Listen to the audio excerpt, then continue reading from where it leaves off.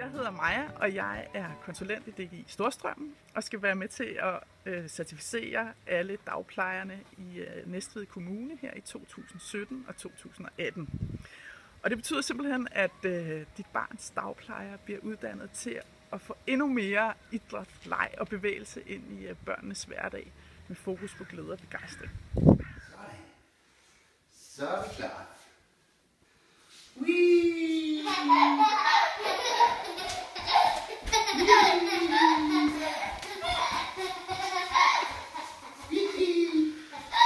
Det kører stærkt.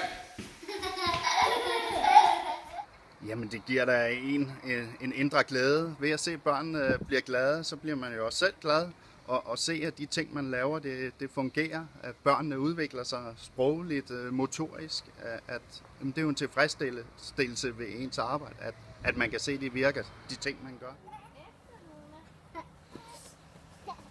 Og Thor, han kan også.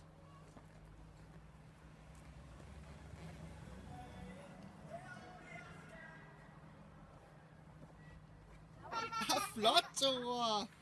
En DGI-certificeret dagplejer sikrer, at dit barn oplever glæde og tryghed ved at bevæge sig sammen med andre børn.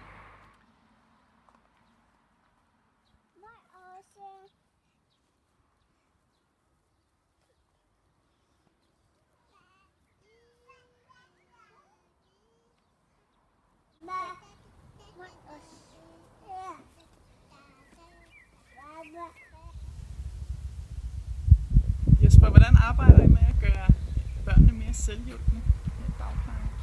Jamen det gør vi ved at give det enkelte barn tid. Bruge den tid, der skal til for at guide barnet i, og det kan være at tage skoene af på, kravle op til puslebordet. Simpelthen tid er en vigtig faktor, og så bare blive ved og blive ved.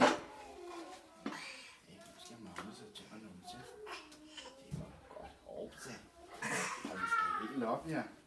Vi skal holde ikke. Det er godt. I en travl hverdag, så er det let for os forældre at komme til at transportere vores børn rundt i biler og i klapvogne osv. Og samtidig er der alle de her spændende skærme, som børnene hurtigt bliver opslugt af. Men børn i dagplejealderen, de bevæger sig spontant. Og din kommende DGI-dagplejer vil gøre alt for, at netop den her spontane bevægelse og frie leg, at der er rum og rammer til den. Din kommende DGI-dagplejer kan garantere glæde, tryghed og bevægelse. Og du kan altid komme og spørge om gode idéer og råd til, hvordan du kan gøre derhjemme.